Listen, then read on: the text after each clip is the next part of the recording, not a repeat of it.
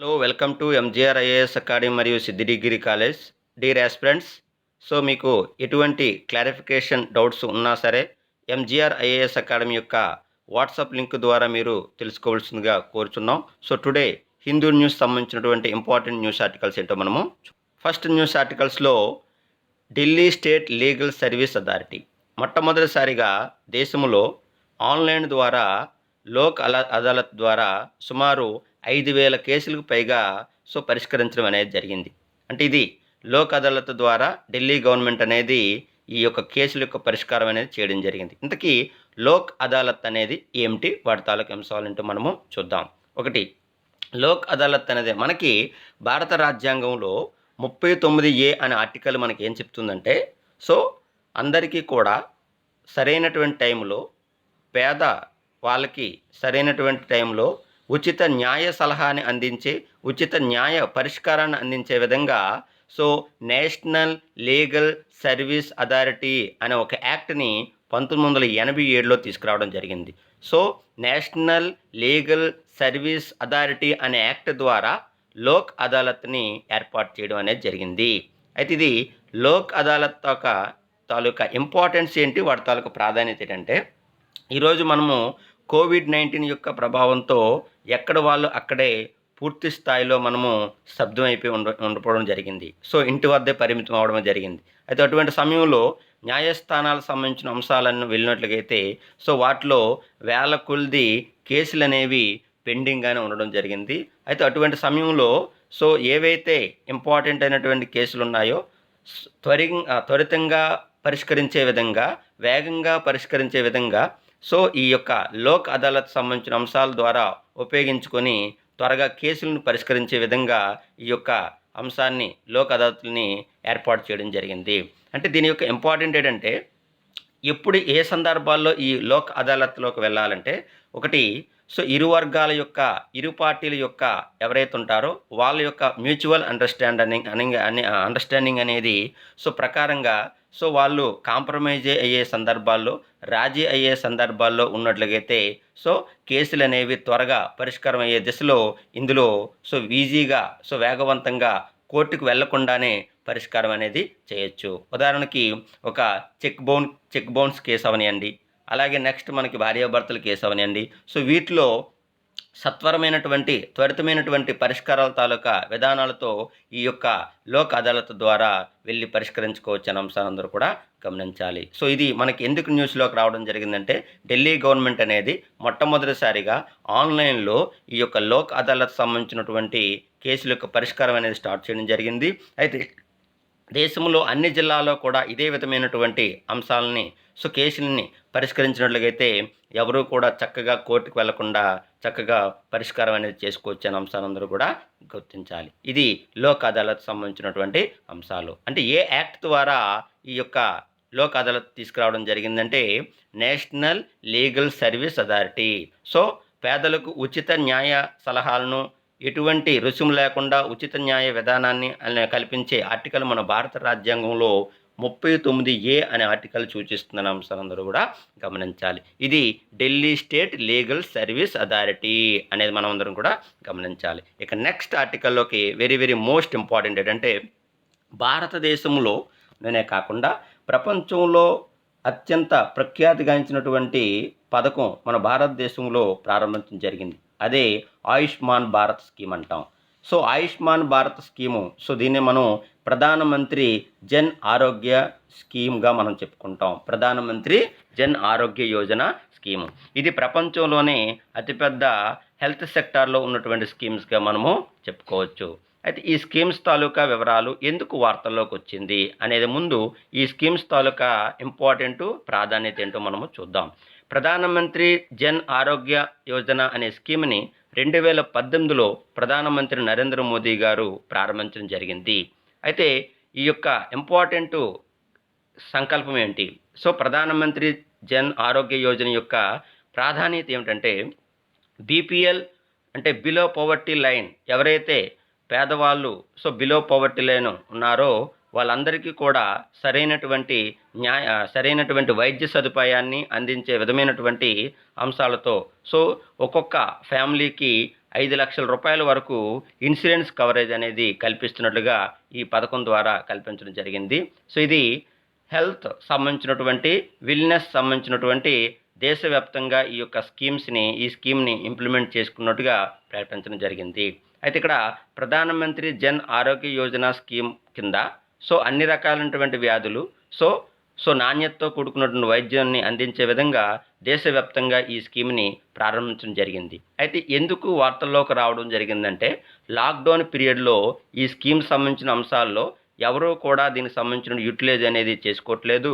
అందులో 78% rural India అనేది ఈ స్కీమ్ కింద పూర్తి స్థాయిలో తగ్గుదల అనేది రావటం జరిగింది. కారణం ఏంటంటే లాక్డౌన్ యొక్క పీరియడ్ వల్ల, ఈ కోవిడ్-19 సంబంధించినటువంటి పీరియడ్ వల్ల, ఈ సాంక్రమిక వ్యాధి వల్ల. ఇది ప్రధానమంత్రి జన్ ఆరోగ్య యోజన స్కీమ్ తాలూకా ఇంపార్టెంట్గా చెప్తాం. దీన్ని మనం ఆయుష్మాన్ భారత్ అనే భాగంలో భాగంగా ఈ యొక్క స్కీమ్ని ప్రారంభించారన్న అంశాలందరూ కూడా గమనించాలి. ఇక నెక్స్ట్ వచ్చే స్కీమ్ ఇంపార్టెంట్ ఏంటంటే, ఇక్కడ మనకి ఫరాకా బ్యారేజ్ అంటాం. ఫరాకా బ్యారేజ్, ఈ ఫరాకా బ్యారేజ్ వరదల కారణంగా వాటర్ ఫ్లో కారణంగా ఒక 2 రాష్ట్రాలు పూర్తి స్థాయిలో వరదల్లో మునిగిపోవడం జరిగింది. వరదకి కారణమైనటువంటి రాష్ట్రాల పేరే బీహార్ మరియు యూపీగా చెప్పుకుంటాం. దీనికి సంబంధించినటువంటి ఇంపార్టెంట్ ఏంటంటే, బీహారు మరియు యూపీ రాష్ట్రాలు అనేవి అంటే ఇంతకీ ఏ నది యొక్క వరదల వల్ల ఈ బీహారు మరియు యూపీ అనేది వరదలకి గురి కావడం జరిగిందంటే గంగా నదిగా మీరు చెప్పాలి. అయితే ఇక్కడ మనకి ఎందుకు న్యూస్ ఆర్టికల్స్లో మనం చెప్తున్నామంటే, బీహారు మరియు ఉత్తరప్రదేశ్ రాష్ట్రాలు అనేవి వరదల్లో ముంపుకి కారణమయ్యాయి, వరదల్లో చిక్కున్నాయి. కానీ ఇక్కడ నేపాల్ యొక్క గవర్నమెంట్ అనేది ఎటువంటి సహకారమైనటువంటి అంశాలు అనేది ఇవ్వట్లేదు, సహకరించట్లేదు అని బీహార్ మరియు యూపీ రాష్ట్రాలు అనేవి నేపాల్ గురించి చెప్పడం జరిగిందని అంశాలందరూ కూడా గమనించాలి. అయితే ఇక్కడ మనం ఒక బ్యారేజ్ చెప్పామండి. దాన్ని మనం ఫరాకా బ్యారేజ్ అంటాం. ఇక్కడ ఫరాకా బ్యారేజ్ అనేది ఏ నదిపైన నిర్మించారు, అది ఎక్కడ నిర్మించారు అనేది మనకి చాలా ముఖ్యమైనటువంటి ఇంపార్టెంట్. ఏ నది పైన నిర్మించడం జరిగిందంటే గంగా నది. ఎక్కడంటే వెస్ట్ బెంగాల్. ఇక్కడ ఫరాకా బ్యారేజ్ నుంచి వాటర్ అనేది ప్రామాణికంగా ఏ నదిలోకి వెళ్ళడం జరుగుతుందంటే హుగ్లీ నది అనేది వెస్ట్ బెంగాల్గా మనం చెప్తాం. దీని ద్వారా వెస్ట్ బెంగాల్లో కోల్కత్తా పోర్ట్ యొక్క అభివృద్ధికి కీలక పాత్ర వహించే బ్యారేజ్గా మనము చెప్పుకుంటాం. ఇది ఫరాకా బ్యారేజ్. చూసారు, ఇక్కడ మనం ఏరా మార్క్స్ పెట్టాను చూసారా, ఫరాకా బ్యారేజ్ అని మీకు. అది మీరు మ్యాప్లో గుర్తించవలసిందిగా వెరీ మోస్ట్ ఇంపార్టెంట్. అంటే మ్యాప్ ద్వారా ఎప్పుడైతే మీరు ఒక ఏరియాని, ఒక ప్రాంతాన్ని, ఒక రాష్ట్రాన్ని గుర్తించగలుగుతారో మీ మెదడులో నిక్షిప్తమైపోతుందన్న అంశాన్ని అందరూ కూడా గమనించాలి. ఇక నెక్స్ట్ న్యూస్ ఆర్టికల్లోకి వెళ్ళినట్టుగైతే ఇంటర్నేషనల్ రిలేషన్ అండి. అంతర్జాతీయపరమైన అంశాల్లో ఈరోజు భారత్ చైనా సంబంధించిన రిలేషను, అలాగే అమెరికా చైనా రిలేషన్ చూసుకున్నట్లయితే అంతంత మాత్రాన ఉన్నాయి. అయితే ఇక్కడ ఇంపార్టెంట్ ఏంటంటే, భారత్ అమెరికా కలిసి ప్రపంచంలో చైనాని అధిగమించగలుగుతామా అనేది ఒక ప్రశ్నగా మారింది. అయితే ఇక్కడ ఇంపార్టెంట్ చైనా అగ్రెసివ్ అంటే చైనా తాలూకా ఏదైతే ఆధిపత్యం ఉందో ఆధిపత్యాన్ని ప్రపంచంలో పూర్తి స్థాయిలో అన్ని దేశాల్లోకి వెళ్ళిపోవడం జరిగింది. ఒకటి రీజనల్ కాంప్రహెన్సివ్ ఎకనామికల్ పార్ట్నర్షిప్ అంటాం. ఇందులో ఆర్సీఈప్లో దృఢమైనటువంటి పెట్టుబడిగా వెళ్ళిపోయింది. అలాగే బ్రిక్స్లో కూడా, అలాగే షాంఘై కోఆపరేటివ్ ఆర్గనైజేషన్లో కూడా, ఇలా ప్రపంచంలో అన్ని దేశాల్లో కూడా తన యొక్క ఆర్థిక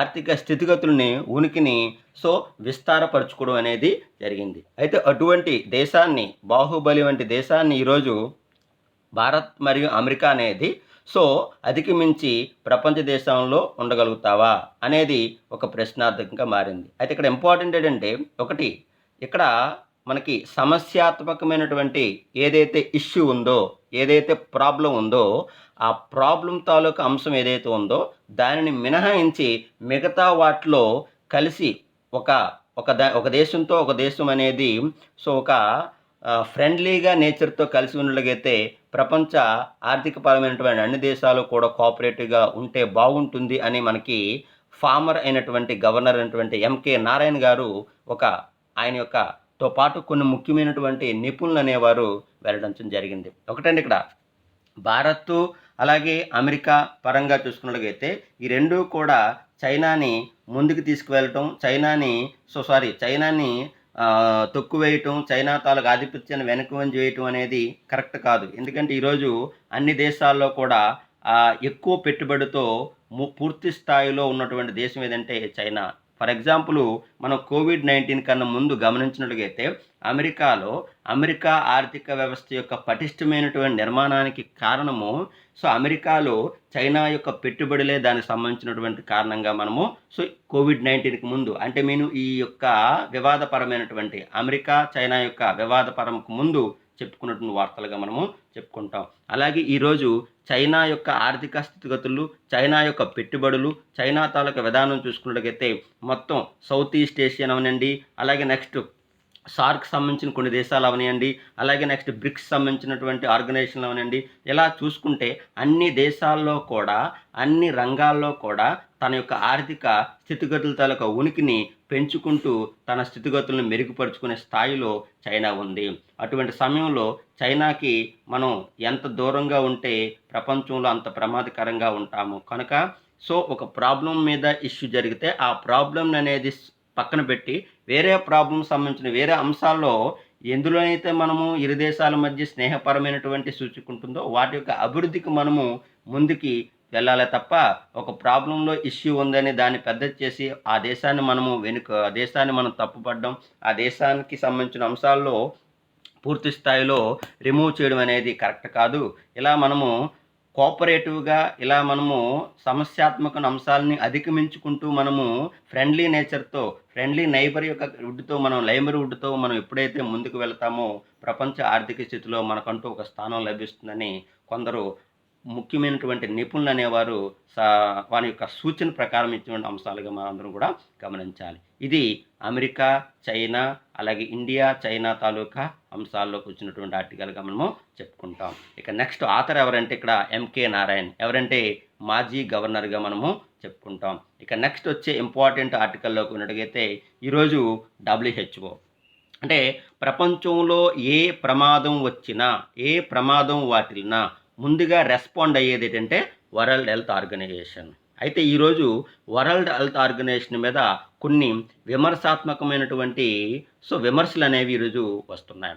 ఈరోజు ఒకటి కోవిడ్-19 తాలూకా ప్రభావం చూసుకున్నట్లయితే ప్రపంచంలో సుమారు 19 మిలియన్స్ అంటే 19 మిలియన్ల పైగా వ్యాధిని పూర్తి స్థాయిలో వ్యాధికి లోనై ఉన్నారు. అలాగే వ్యాధిగ్రస్తులు, అలాగే సుమారు 70 లక్షలకు పైగా సుమారు 70 lakh అంటే 7 లక్షల పైగా మరణాలు ఈరోజు మనము చూడడం జరిగింది. ఇలా కోవిడ్-19 తాలూకా ప్రభావం అనేది దృష్టిలో WHO అనేది సరైన యొక్క సమయంలో సరైనటువంటి టైంలో సరైన సమాచారాన్ని ఇవ్వగలిగితే ఈరోజు ప్రపంచంలో అన్ని దేశాలు ఇప్పుడు పేద ధనిక అలాగే కమ్యూనిస్టు సోషలిస్టు అలాగే డెమోక్రటికల్ అండ్ అన్ని దేశాలు ఆ దేశమైన ఈ దేశమైన కాకుండా అన్ని దేశాల్లో కూడా ప్రపంచంలో సుమారు 215 దేశాల్లో ఈరోజు కోవిడ్-19 అనేది విస్తారంగా వ్యాపించి ఉందనే అంశాన్ని అందరూ కూడా గమనించాలి. అయితే ఇటువంటి సమయంలో యాక్టివ్గా ఉండవలసింది ఎవరంటే WHO, వరల్డ్ హెల్త్ ఆర్గనైజేషన్. అటువంటి వరల్డ్ హెల్త్ ఆర్గనైజేషన్ యొక్క ఫెయిల్యూర్ అవ్వబట్టే కదా ఈరోజు అనేక ప్రపంచంలో కేసులు, మరణాలు అనేవి సంభవించాయి అని విమర్శలు అనేవి రావటం జరిగింది. దానికి తోడు ఈ మధ్య కాలంలో WHO మీద పూర్తి స్థాయిలో మేము ఫండ్ కావనియండి, విధులు అవనియండి, నిధులకు సంబంధించిన అంశాలు అవనియండి, మా దేశం నుంచి ఎట్టి పరిస్థితుల్లో కూడా WHO ఇవ్వడానికి వీల్లేదు, ఇవ్వము, ఆ WHO నుంచి మేము కూడా వైదొలుగుతున్నాము అని అమెరికా అధ్యక్షుడు అనేవారు ఈ మధ్య కాలంలో మనం చెప్పడం జరిగింది. అయితే ఈరోజు WHO అనేది ఇంపార్టెంట్ ఏంటంటే ఫండ్ ఎలాగొస్తుంది, దాని తాలూకు అంశం ఏంటి. కొన్ని దేశాలు వాలంటరీగా కంట్రిబ్యూషన్ కొన్ని ఆర్థిక సంస్థలు అన్నీ కూడా కలిసి WHOకి ఫండ్ అనేది ఇవ్వడం జరుగుతుంది. ఈరోజు కోవిడ్-19 యొక్క అంశంలోకి చూసుకున్నట్లయితే దానికి ఇవ్వాల్సినటువంటి 10% ఫండ్ కూడా ఈ యొక్క WHOకి ఫండ్ రాలేదు.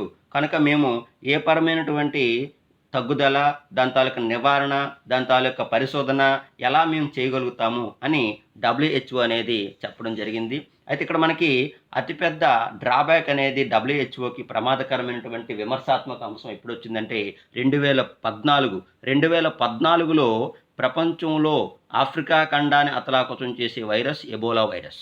అందులో భాగంగా ప్రపంచంలో ఏవైతే ముఖ్యమైనటువంటి ఖండం ఉందో ఆ ఖండాన్ని పూర్తి స్థాయిలో అతలాకుతం చేసినటువంటి వైరస్గా చెప్పుకుంటాం. ఆ వైరస్ పేరే ఎబోలా వైరస్. అక్కడ ఈ డబ్ల్యూహెచ్ఓకి ప్రమాదకరమైనటువంటి అంశాల్లో ఈ విమర్శాత్మకమైన అంశాలు అనేది ఎదుర్కోవడానికి అప్పుడే మొదలైందని అంశాలు అందరూ కూడా గమనించాలి.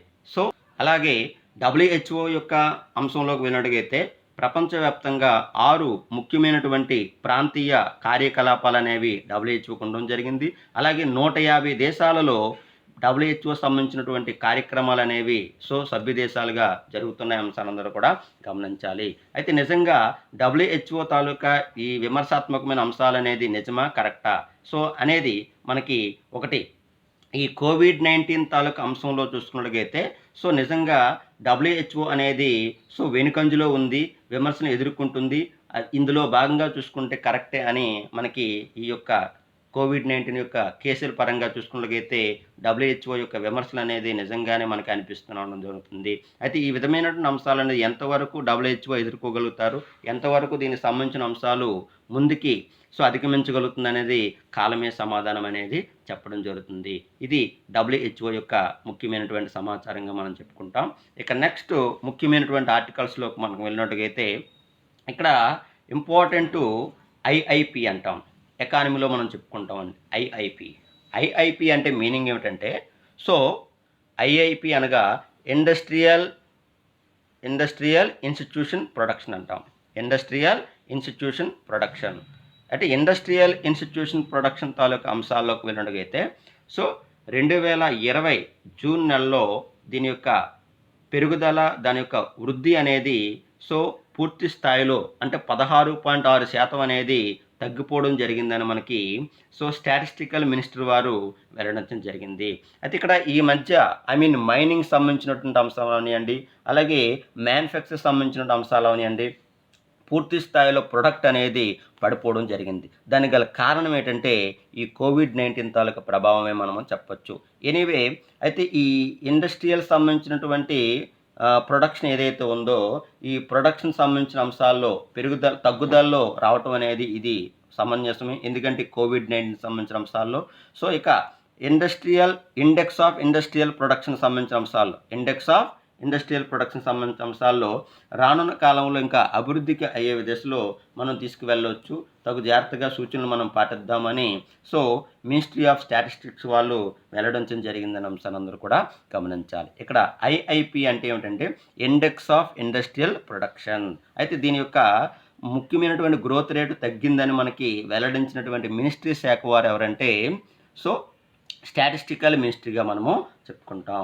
ఇది ఎకానమీ సంబంధించిన అంశాల్లో వచ్చేది. ఇక 2019-20లో నిర్మలా సీతారామన్ గారు బడ్జెట్లో భాగంగా నేషనల్ ఇన్ఫ్రాస్ట్రక్చర్ ప్రొడక్షన్ అనే ఒక కార్యక్రమాన్ని ప్రారంభించారు. అంటే సుమారు రానున్న కాలంలో 102 లక్షల కోట్ల రూపాయలను భారత మౌలిక వసతుల యొక్క అంశాల యొక్క వృద్ధి కోసం ప్రకటిస్తున్నట్లుగా నిర్మలా సీతారామన్ గారు ప్రకటించడం జరిగింది.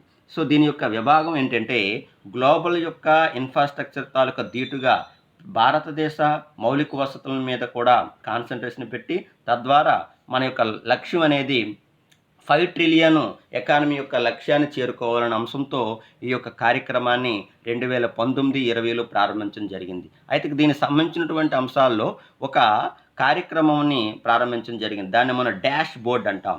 డాష్ బోర్డ్ అంటే మీనింగ్ ఏంటంటే ఈ గవర్నెన్స్, ఎలక్ట్రానిక్ గవర్నెన్స్ అంటాం. ఎలక్ట్రానిక్ గవర్నెన్స్ అంటే ప్రతిరోజు, ప్రతి నెల, ప్రతి గంటకు కూడా వాటి యొక్క పనితీరు, వాటి తాలూకు అంశం సో ప్రాజెక్ట్ తాలూకా విధానాలు అంటే ఏ ప్రాజెక్టులు అనేవి ఆర్థిక ప్రగతికి దగ్గరగా ఉన్నాయి, ఏ ప్రాజెక్టులు అనేవి ఉపాధి దగ్గరగా ఉన్నాయి, ఏ ప్రాజెక్టులు అనేవి దేశ వృద్ధికి ఉపయోగపడతాయి అనే వాటిని పూర్తి స్థాయిలో సర్వే చేసి వాటికి సంబంధించినటువంటి అభివృద్ధిలో పాలు పంచుకోవడం, దీన్నే మనం ఈ గవర్నెన్స్గా మనం చెప్పుకుంటాం. దీనికి ఒక వెబ్ పోర్ట్ కూడా పెట్టడం జరిగింది. సో ఇండియన్ ఇన్వెస్ట్మెంట్ గ్రిడ్ అంటాం. ఇండియన్ ఇన్వెస్ట్మెంట్ గ్రిడ్ అనే వెబ్ను కూడా క్రియేట్ చేసి దాని ద్వారా ఈ యొక్క టాలీ చేయడం జరుగుతుందన్న అంశాన్ని అందరూ కూడా గమనించాలి. అయితే ఇక్కడ నేషనల్ ఇన్ఫ్రాస్ట్రక్చర్ ప్రొడక్షన్ చూసారా, ఎనర్జీ సెక్టర్లు, అలాగే నెక్స్ట్ రైల్వే సెక్టరు, సో ఏవైతే ఉన్నాయో ట్రాన్స్పోర్ట్ సెక్టరు, వీటిలో ఎందుకంటే ఈరోజు మన భారత మౌలిక పరమైనటువంటి అంశాల్లో కీలక పాత్ర వహించేవి ఏంటంటే రవాణా. సో రవాణా, అలాగే నెక్స్ట్ ఎనర్జీ, అలాగే రవాణాలో ముఖ్యమైనది ఏంటంటే ట్రాన్స్పోర్టు, అలాగే రైల్వే, సో ఎనర్జీ. సో వీటి మీద వీటి యొక్క మౌలిక వసతులని ఎప్పుడైతే మనం వృద్ధిలో తీసుకువెళ్తామో రాను రాను భారత ఆర్థిక వృద్ధి అనేది ముందుకు వెళ్తుంది. అందులో మన యొక్క లక్ష్యం ఏంటంటే రానున్న కాలంలో 5 ట్రిలియన్ ఎకానమీ యొక్క వృద్ధిలోకి తీసుకురావాలని మన నరేంద్ర మోదీ గారు ఒక లక్ష్యాత్మకమైనటువంటి లక్ష్యాన్ని నిర్దేశించడం జరిగిందన్న అంశాలందరూ కూడా గమనించాలి. సో ఇది ముఖ్యమైనటువంటి అంశాల్లో వచ్చినటువంటి ఆర్టికల్. ఇక నెక్స్ట్ తర్వాత వచ్చే ఇంపార్టెంట్ ఆర్టికల్ ఏంటంటే ఇక్కడ మనము యూరోపియన్ యూనియన్, సో ఇంటర్నేషనల్ రిలేషన్లో మనం చెప్పుకున్న article European union. So European union సంబంధించిన అంశాలకు వెళ్ళినట్లయితే ఈరోజు సార్క్ కంట్రీస్ ఉన్నాయి కదండి. సార్క్ అంటే south Asian associate regional cooperation, అంటే దక్షిణ ఆసియా దేశాల కూటమి. అయితే దక్షిణాసియా దేశాల కూటమిలు ఈరోజు భారత్ అవనియండి, బంగ్లాదేశ్ అవనియండి, సో ఇవన్నీ కూడా ఈరోజు మనకి వరదలతో పూర్తి స్థాయిలో ఇబ్బందికి గురయ్యి వరదలతో అన్ని రాష్ట్రాలు కూడా మునిగిపోవడం జరుగుతుంది. ఈరోజు మన భారతదేశంలో మనం ఒక బీహార్ని చూసాం, అలాగే అస్సాం చూసాం, ఇలా చూసుకుంటూ పోతే బంగ్లాదేశ్ చూసాం.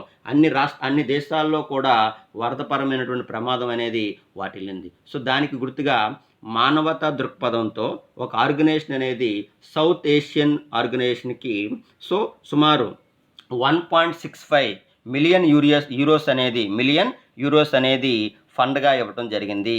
ఇది కేవలం మానవతా దృక్పథంతో ఆపదలో ఉన్నప్పుడు, కష్టాల్లో ఉన్నప్పుడు ఒక దేశానికి, ఒక ఆర్గనైజేషన్ ఒక దేశానికి ఇచ్చే సహకారమైనటువంటి మానవతా దృక్పథంగా మనం చెప్పవచ్చు. రియల్లీ గ్రేట్గా మనం చెప్పవచ్చు. ఎందుకంటే ఈరోజు ఆపద సమయంలో ఆదుకున్నటువంటి అంశాల్లో ఎంతమంది ఈరోజు ఉన్నారు.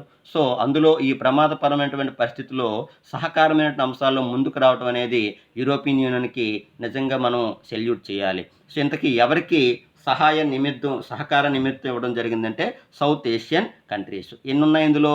సుమారు మనకి 8 దేశాలు అనేవి సౌత్ ఏషియన్లో ఉన్నాయనే అంశాలందరూ కూడా గమనించాలి. ఇది సార్క్ తాలూకా అంశాల్లో మనము ఇంటర్నేషనల్ అఫైర్స్లో మనము చెప్పుకునే అంశంగా మనం చెప్తాం. ఇక నెక్స్ట్ ఇంటర్నేషనల్ సంబంధించిన ఇంకో న్యూస్లో ఇంపార్టెంట్ ఏంటంటే ఇండోనేషియా. అయితే ఈరోజు ఇండోనేషియా వార్తల్లోకి రావడం జరిగింది. ఎందుకు ఇండోనేషియా వార్తల్లోకి రావడం జరిగిందంటే ఇండోనేషియా అనేది అనేక ప్రమాదాలకు నిలయమైనటువంటి దేశం అండి. ఈరోజు భూకంపాలు అవనియండి, సునామీలు అవనియండి, సముద్ర భూకంపం అవనియండి, సైక్లోన్స్ అవనియండి, అన్నీ కూడా ప్రపంచంలో అన్ని రకాల ప్రమాదాలకు లోనైనటువంటి దేశం ఏదంటే ఇండోనేషియా. ఎందుకంటే అనేక దీవుల సముదాయంలో ఉన్నటువంటి దేశం అంటాం. అందులో ఒక వాల్కానా అనేది బద్దలవటంతో అగ్ని సంబంధించిన ధూళి కణాలు అనేవి కొన్ని 5 కిలోమీటర్ల దూరంలో విస్తరించడం అనేది జరిగింది. సో ఈ ప్రమాదకర విపత్తు అనేది ఇండోనేషియాలో జరగడం జరిగింది. అంటే ఇలాంటి వాల్కనాస్ అనేవి ఇండోనేషియాలో 130 వాల్కనాస్ అనేది యాక్టివ్లో ఉన్నాయని అంశాలందరూ కూడా గమనించాలి. చూడండి ఎంత ప్రమాదకరమైనటువంటి పరిస్థితులు ఆ దేశం ఉందని మనం దీన్ని బట్టే మనం చెప్పచ్చు. అలాగే 2010లో ఒక దీవి అనేది అక్కడ పూర్తి స్థాయిలో ప్రమాదానికి లోనవడం జరిగింది. సో ఆ దీవి పేరు సుమిత్రా దీవి అంటాం. ఆ సుమిత్రా దీవి సంబంధించినటువంటి అంశాల్లో మనం వెరీ వెరీ మోస్ట్ ఇంపార్టెంట్గా చెప్పుకుంటాం.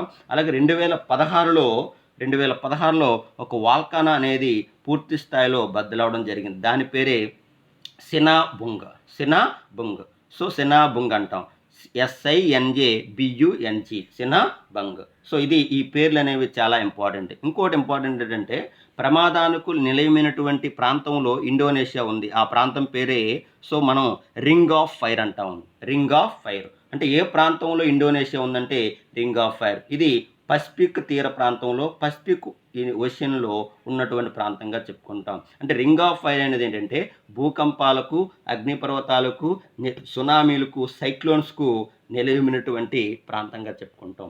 ఆ ప్రాంతంలో ఉన్నటువంటి దేశం పేరే ఇండోనేషియా.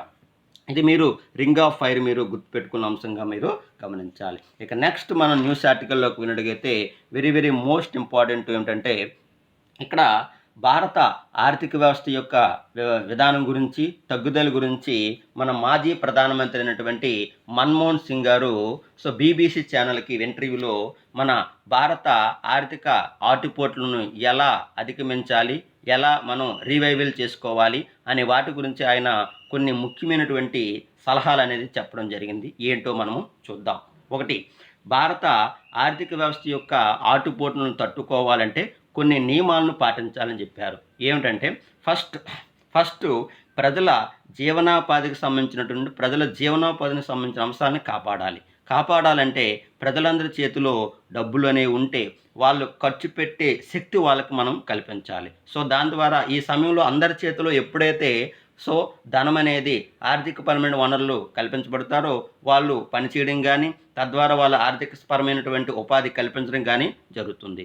రెండు ఇంపార్టెంట్ ఏంటంటే ఇక్కడ భారత ప్రభుత్వం ప్రజల యొక్క అభివృద్ధికి చేపట్టే ఏవైతే పథకాలు ఉన్నాయో ఆ పథకాల ద్వారా లభ్యమయ్యే ఆ పథకాల ద్వారా వచ్చినటువంటి అమౌంట్ ఏదైతే ఉందో అది వాళ్ళకి నేరుగా డైరెక్ట్ బెనిఫిట్ క్యాష్ ట్రాన్స్ఫర్ అంటాం. అంటే ప్రత్యక్ష నగదు పథకం ప్రకారంగా వాళ్ళకి నేరుగా చెందే విధంగా చేయడం అనేది ఇంపార్టెంట్గా మనము చెప్పొచ్చని ఈ యొక్క ప్రిన్సిపల్స్లో ఆయన చెప్పడం జరిగింది. ఇక నెక్స్ట్ ఇంపార్టెంట్ ఏంటంటే ఇన్వెస్ట్మెంట్ అంటాం.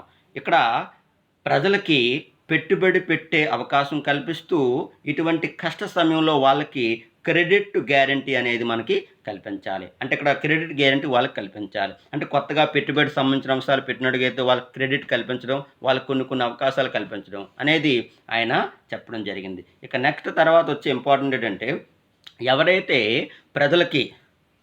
ప్రజలకి రుణాలు ఇస్తారో ఆ సంస్థలకి స్వయం ప్రతిపత్తి అనేది కల్పించాలి, నమ్మకం అనేది కల్పించాలి. ఈరోజు ఒక బ్యాంక్ దగ్గరికి ఒక కస్టమర్ వెళ్ళి లోన్ అడిగారంటే ఆయన సరిగ్గా ఇవ్వలేకపోతున్నాడు. కారణం ఏంటంటే వాళ్ళకున్న రూల్స్, వాళ్ళకున్న రెగ్యులేషన్స్. ఇలా రూల్స్ అండ్ రెగ్యులేషన్స్ వల్ల వాళ్ళు ప్రజలకి సరైనటువంటి సేవాపరమైనటువంటి మార్గాల్లో, సేవాపరమైన అంశాల్లో దూరం అవుతున్నారు. కనుక అటువంటి విధానాన్ని మనము పూర్తి స్థాయిలో ఎరాడికేట్ చేయాలంటే ఫర్ ఎగ్జాంపుల్ ఇప్పుడు మనకి ఐఎంఎఫ్ దగ్గర మనం రుణం తీసుకున్నాం, దానికి తగ్గట్టుగా ఆర్బీఐ అనేది కొన్ని బ్యాంకులకి రుణాలు ఇస్తుంది. వాటికి ఏవైతే ఇప్పుడు ఫైనాన్స్ సంబంధించిన సెక్టర్స్ ఉన్నాయో వాటికి స్వయం ప్రతిపత్తి అనేది కల్పించే విధంగా ఉండాలి. అలాగే మనం చెప్పుకోవాల్సిన ఇంపార్టెంట్ ఏంటంటే మెయిన్ ఈ యొక్క ఆర్థికపరమైనటువంటి అంశాల దృష్టి ఇచ్చినటువంటి మన భారత మాజీ ప్రధానమంత్రి అయినటువంటి మన్మోహన్ సింగ్ గారు అందరికీ ప్రధానమంత్రిగానే తెలుసండి, కానీ ఆయన ఒక గొప్ప ఆర్థికవేత్త అండి. ఎందుకంటే ప్రపంచ ఆర్థిక సంస్థలైనటువంటి వరల్డ్ బ్యాంక్, ఐఎంఎఫ్లో ఎంతో అనుభవం ఉన్నటువంటి వ్యక్తిగా మనం చెప్తాం. అయితే ఆయన భారత మాజీ ప్రధాని మరియు 1990 పివి నరసింహారావు గారు ప్రధానమంత్రిగా ఉన్న సమయంలో ఆయన దేశ ఆర్థిక స్థితిగతుల్ని మార్చడంలో కీలక పాత్ర వహించినటువంటి ఆర్థిక మంత్రిగా చెప్పుకుంటాం. అప్పుడు ఆయన ఇచ్చినటువంటి ప్రిన్సిపల్ ఏంటంటే ప్రపంచీకరణ, సరళీకరణ, ప్రైవేటీకరణ, గ్లోబలైజేషన్ అండ్ ప్రైవేటైజేషన్గా మనం చెప్పుకుంటాం. ఇలా మనకి ఎల్పిజి లిబరలైజేషన్, అలాగే ప్రైవేటైజేషన్ అండ్ గ్లోబలైజేషన్, ప్రపంచీకరణ, సరళీకరణ అండ్ ప్రైవేటీకరణ. అంటే ఈ సందర్భంలో ఆయన ఒక మాట చెప్పారండి. ఏమిటంటే ఒక ఐడియాను అమలు చేసే టైం వస్తే ప్రపంచంలో ఏ శక్తి కూడా అది ఆపలేదు అని ఆయన గొప్పగా ఆ యొక్క మాటని చెప్పడం జరిగింది. ఇది ముఖ్యమైనటువంటి మనకి మాజీ ప్రధానమంత్రి అయినటువంటి మన్మోహన్ సింగ్ తాలూకా అంశాలుగా మనము చెప్పుకుంటాం. ఇంకోటి అందరికీ లాస్ట్లో మనం చెప్పుకో ఇంపార్టెంట్ ఏంటంటే ఇది గుడ్ న్యూస్గా చెప్పొచ్చు. ఏమిటంటే ఈరోజు రష్యా దేశం అనేది ప్రపంచాన్ని అతలాకుతం చేసే కోవిడ్-19కి వ్యాక్సిన్ అనేది కొనుగోవడం జరిగింది. ఆ వ్యాక్సిన్ టీకా పేరు స్పుత్నిక్ 5. నిజంగా ఇది సక్సెస్ అయితే అందరికీ ప్రపంచ దేశాల్లో కొద్దిగా ఊపిరి పీల్చుకునే స్థాయికొస్తుంది. ఈరోజు గత 7-8 నెలలుగా పోరాడుతున్నటువంటి సందర్భాలు ఈరోజు చూస్తున్నాం. అయితే ఇది ఎంతవరకు సక్సెస్ అవుతుంది? ఎంతవరకు ఆధీనంలోకొస్తుంది? ఎంతవరకు దానికి సంబంధించిన అంశాలకొస్తుందనేది మనం వేచి చూడాలి. ఎందుకంటే ఆల్రెడీ రష్యా దేశం అనేది ఈ స్పుత్నిక్ 5 తాలూకా రిజిస్ట్రేషన్ సంబంధించినటువంటి టీకా సంబంధించినటువంటి ఏవైతే ఉన్నాయో వాటి యొక్క రిజిస్ట్రేషన్ చేసుకోవడం జరిగింది. అంటే ఒక విషయం అండి. ఒక వ్యాక్సిన్ అనేది కనుగొనాలంటే దానికి ముందు జంతువుల మీద గానీ, పక్షుల మీద గానీ ప్రయోగం చేసి అవి సక్సెస్ అయిన తర్వాత అప్పుడు వాటి యొక్క నమూనా తీసుకొచ్చి వాటిని పరిశీలించి తర్వాత వాటి మీద మనుషుల మీద ప్రయోగం చేయాలి. ఇలా పరిస్థితి అంటే ఇలా మనం చూసుకుంటూ పోతే ఒక వ్యాక్సిన్ రావడానికి చాలా టైం పడుతుంది. కానీ ఇక్కడ రష్యా దేశం పరిస్థితి చూసుకున్నట్లయితే త్వరగానే ఈ వ్యాక్సిన్ అనేది తీసుకురావడం జరిగింది. అది ఎంతవరకు సక్సెస్ అవుద్ది అనేది నిజంగా సక్సెస్ అయితే అందరికీ చాలా వెరీ హ్యాపీగా మనం ఫీల్ అయినటువంటి విషయంగా మనం చెప్పొచ్చు. ఇది ఈరోజు న్యూస్ ఆర్టికల్స్‌లో ఉన్నటువంటి ఇంపార్టెంట్ ఆర్టికల్స్ అండి.